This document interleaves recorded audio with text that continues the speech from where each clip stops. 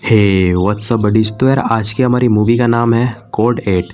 तो कहानी के शुरुआती पे दिखाया जाता है कि शहर के 5% लोग अब म्यूटेंट बन गए हैं। अब म्यूटेंट ऐसे लोग होते हैं जिसके पास कुछ खास तरह की पावर्स होती है।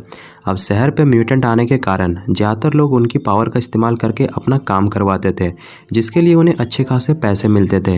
लेकिन बाकी शहर के लोग म्यूटेंट को पसंद नहीं करते थे, जिसके कारण उन्होंने म्यूटेंट का काम रोबोट से रिप्लेस करवा दिया और साथ ही म्यूटेंट पर रेस्ट्रिक्शन लगवा दिया कि वो अपने पावर का इस्तेमाल बिना लाइसेंस के नहीं कर सकते हैं। इसके कारण बहुत सारे म्यूटेंट बेरोजगार हो गए, जिसके कारण वो लोग गलत काम करने लग गए। अब इसी तरह अब हम कॉर्नर नाम के आदमी को देखते हैं जिसकी माँ को कैंसर है और उसके पास इतने पैसे नहीं है कि वो अपना इलाज करवा सके। कॉर्नर एक म्यूटेंट होने के कारण उसे कोई भी कंपनी नौकरी पे नहीं रखती। वो मेहनत मजदूरी करके घर चलाता था। कॉर्नर के पास इलेक्ट्रिक यानी शॉक वेव की पावर थी। कॉर्नर जहाँ काम कर रहा होता है तभी वहाँ पुलिस वेरिफिकेशन करने के लिए आती है। वो सभी लोगों को बाहर बुलाकर उसे स्कैन करने लगती है, लेकिन उन्हीं सब में से एक आदमी के ऊपर क्रिमिनल चार्जेस होते हैं।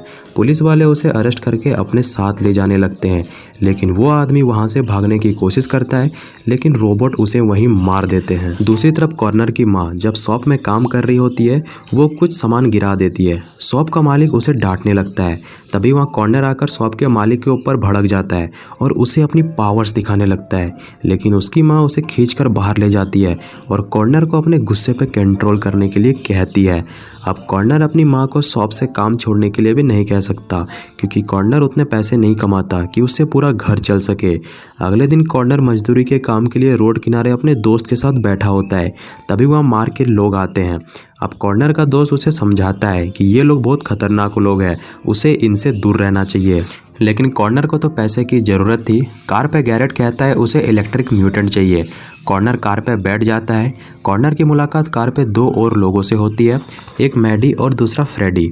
अब वो लोग जब मिलकर हाइड्रो गैलन चुराने वाले होते हैं, वो रात पे उस जगह पे पहुंच जाते हैं और कॉर्नर बाहर पे लगे इलेक्ट्रिक वायर के फ्यूज़ को उड़ा देता है और मैडी अपने पावर से उस ताले को गला देती है। अब सारे लोग जब हाइड्रो को अपनी गाड़ी पे लोड कर रहे होते हैं, तभी वहाँ गार्ड आकर सबको सरेंडर करने के लिए कहता है, लेकिन गैरेट उसे एक बॉक्स पे डाल देता है। अब दूसरी तरफ हेडक्वार्टर में मालूम पड़ जाता है कि हाइड्रो स्टेशन से हाइड्रो चोरी हो गई है। वो सीसीटीवी कैमरे की मदद से रेड कार का पता कर लेते हैं। पुलिस वाले उनके पीछे ड्रोन छोड़ देते हैं। गैरेट की कार जब टनल पे पहुंचती है, वो कार के ऊपर वाले लेयर को हटाने लगते हैं और कार जब टनल से बाहर आती है, किसी को भी उनकी कार के ऊपर जरा सा भी शक नहीं होता है। अब वो सीधा वहां से एक क्लब पे जाते हैं जहां गैरेट का बॉस मार्क था और वो पूरे शहर के क्रिमिनल का मास्टरमाइंड था। जहां मार्क कॉर्नर से मिलता है और कहता है कि इस लौंडे पे दम है। दरअसल मार्क के पास लोगों का दिमाग पढ़ने की ताकत होती है। अब मार्क गैरेट को कहता है कि धंधा काफी मंदा चल रहा है, ट्रस्ट के लोगों को बस पैसा चाहिए, ऊपर से बहुत ज़्यादा प्रेशर है। फिलहाल हमें एक बैंक चोरी करना है ताकि हम ट्रस्ट का पैसा वापस कर सके। गैरेट कहता है काम हो जाएगा। अब दूसरी तरफ गैरेट जब कॉर्नर को छोड़ने के लिए जाता है, वो उसे $300 देते हुए कहता है कि तुम स्पेशल हो और हमारे साथ रहोगे तो और भी ज़्यादा पैसा कमाओगे। अब कॉर्नर घर आकर सारे पैसे छिपा कर रख देता है और अपनी माँ को झूठ बोलता है कि वो ओवरटाइम नौकरी करके आया है और जिस कंपनी पे उसने जॉब के लिए अप्लाई किया था वहाँ भी उसे काम मिल गया है। कॉर्नर की माँ कहती है अब सब कुछ ठीक हो जाएगा। अब दूसरी तरफ पुलिस को इन्फॉर्मेशन मिलती है कि कोई आदमी म्यूटेंट के स्पाइनल कोड से उनका डीएनए निकालकर उसके ऊपर एक्सपेरिमेंट कर रहा है।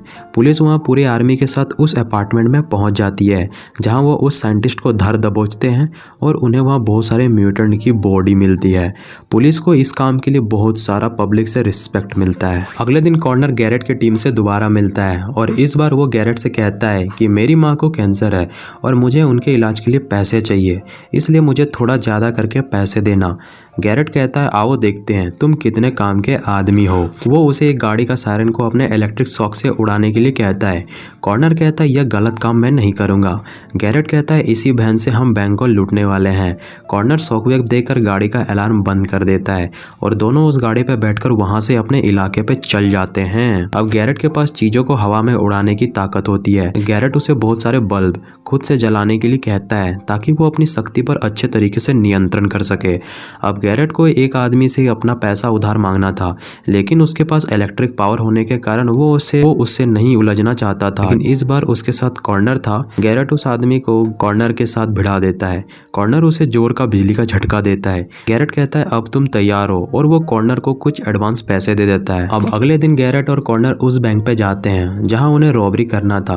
वो वहां से सारे गार्ड्स, लॉकर, कैमरा को जगह को अच्छे तरीके से देखते हैं और वो सारी जानकारी अपने टीम मैडी और फ्रेडी के साथ शेयर करते हैं और वो लोग रात भर रॉबरी करने की प्लानिंग करते हैं। अगले दिन चारों बैंक पे घुस जाते हैं। कॉर्नर रोकल को खोल लेता है, लेकिन लॉकर के अंदर चिल्लर पैसे थे। गैरेट बैंक के मैनेजर से पैसे के बारे पे पूछता है। मैनेजर बताती है कि सारा पैसा हर शुक्रवार को मेन ब्रांच पे भेज दिया जाता है। चारों पीछे के दरवाजे से भागने लगते हैं। तभी वहाँ पुलिस रोबोट ड्रोन आ जाती है और वो चारों को घुटनों पे झुकने के लिए कहती है। लेकिन तभी कॉर्नर अपनी ताकत का इस्तेमाल करके ड्रोन को जोर का बिजली का झटका देता है और वो ड्रोन वहीं नीचे गिर जाता है। गैरेट चिल्लर ले जाकर अपने बॉस मार्क को पकड़ा देता है। मार्क कहता है इस चिल्लर से क्या होगा। गैरेट कहता है कि तुम एक नंबर के गधे हो जो बिना किसी इन्फॉर्मेशन के हमें बैंक पे चोरी करने के लिए भेज दिया।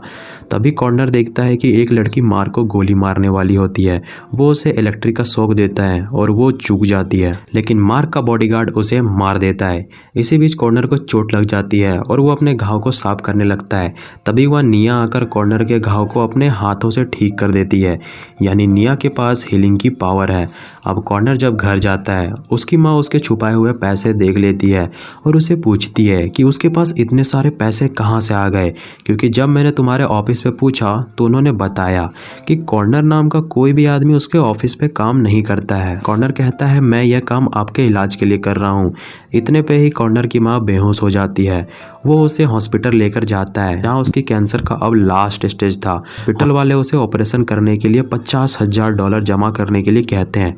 कॉर्नर के पास उतने पैसे नहीं थे। वो जैसे ही हॉस्पिटल से बाहर आता है, उसकी मुलाकात ऑफिसर पार्कर से होती है। वो उसे पुलिस स्टेशन ले जाता है और कहता है कि हमें मालूम है तुम्हारी माँ बीमार है और तुम्हें पैसों की ज़रूरत है, लेकिन तुम गलत आदमी के साथ काम कर रहे हो। अगर तुम मार्क के बारे पे हमें सब कुछ बता दोगे तो हम तुम्हें छोड़ देंगे। कॉर्नर कहता है कि मैं किसी मार्क आदमी को नहीं जानता। तभी चेन कहता है कि अगले दिन हम मार्क का सारा जब्त किया हुआ माल जलाने वाले हैं। उसके बाद जो भी मार्क के साथ काम करते हैं सभी जेल जाएंगे। अब पुलिस के पास कॉर्नर के खिलाफ कोई सबूत नहीं होता है, इसलिए उन्हें कॉर्नर को छोड़ना पड़ता है। कॉर्नर बाहर जाने के बाद सीधा मार्क के पास जाता है। मार्क उसका दिमाग पढ़कर पहचान लेता है कि कॉर्नर ने पुलिस को अभी तक कुछ भी नहीं बताया था। मार्क सभी से कहता है कि कल पुलिस वाले हमारा सारा पकड़ा हुआ माल जलाने वाले हैं। अगर हम किसी तरीके से वो माल चुरा ले जिसकी कीमत $10 मिलियन होगी तो हमारी सारी प्रॉब्लम सॉल्व हो सकती है। लेकिन तभी गैरेट मार्क से कहता है कि उसे उस माल का 50-50 हिस्सा चाहिए, यानी 50-50%, क्योंकि उस काम पे काफ़ी ज़्यादा रिस्क है। मार्क कहता है शायद तुम अपनी औकात भूल रहे हो कि मैंने तुमको कहाँ से उठाकर लाया था। गैरेट कहता है मुझे 50-50% चाहिए, नहीं तो हम काम नहीं करेंगे। मार्क कहता है ठीक है, लेकिन मेरा बॉडीगार्ड तुम्हारे साथ जाएगा। रॉबरी करने से एक दिन पहले कॉर्नर और गैरेट उस जगह को अच्छे से प्लान कर लेते हैं। अगले दिन पुलिस वाले 2 बैग पे उनका माल भरकर वैन पे लोड करके ले जाने लगते हैं, वो भी हाई सिक्योरिटी के साथ। पुलिस की वैन आगे आने से पहले ही फ्रेडी रोड पे कंस्ट्रक्शन का काम लगा देता है। पुलिस की वैन लेफ्ट साइड की ओर चली जाती है। तभी गैरेट आगे ट्रक लाकर लगा देता है और कॉर्नर वैन को हाई वोल्टेज झटका दे सारे इलेक्ट्रिक इक्विपमेंट्स को बंद करवा देता है। मार्क दोनों रोबोट को कंट्रोल करता है और तभी मैडी वहां आकर ऑफिसर से ड्रग्स वाला बैग छीनकर मार्क के बॉडीगार्ड को दे देती है। अब यहाँ कहानी पे आता है ट्विस्ट। मार्क के आदमी मैडी को मार देते हैं और चारों पुलिस वालों को मारकर वहां से भाग जाते हैं। तभी वहाँ ड्रोन भी आ जाती है और वो मार्क के आदमियों को मार देती है। अब इधर कॉर्नर और गैरेट फ्रेडी को हॉस्पिटल लेकर जा रहे होते हैं, लेकिन रास्ते पे ही उसकी मौत हो जाती है।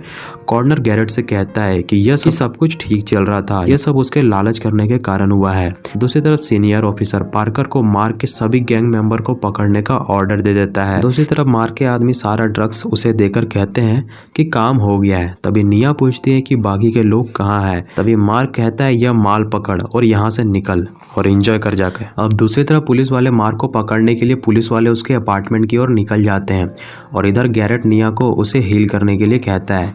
तभी वहाँ पुलिस आकर मार्क के सारे आदमियों को मार देती है। मार्क किसी तरीके से पीछे भागता है लेकिन वह गैरेट उसके टांग पे गोली मारता है, लेकिन बीच पे उसका बॉडीगार्ड आ जाता है और वो दोनों को ऑलमोस्ट मार ही देता है। तभी गैरेट उसके आंख में चाकू घुसाकर उसे मार देता है कि यह उसके दोस्त के लिए, और वो मार्क को भी मार देता है। गैरेट माल उठाकर वहां से चला जाता है। कॉर्नर निया से कहता है कि वो लास्ट टाइम उसकी माँ को हील कर दे, उसके बाद वो कहीं भी जा सकता। निया कहती है वो काफी ज्यादा कमजोर है, वो मर सकती है, लेकिन कॉर्नर को यह सबसे घंटा फर्क नहीं पड़ता है और वो उसे अपनी माँ को हील करने के लिए कहता है। निया जब उसकी बॉडी को हील कर रही होती है, निया की हालत और भी ज़्यादा बिगड़ने लगती है और कॉर्नर उसे ऐसा करने से रोकता है। दूसरी तरफ गैरेट ट्रस्ट से मिलता है और कहता है कि आज से मार्क का सारा बिजनेस वो संभालेगा।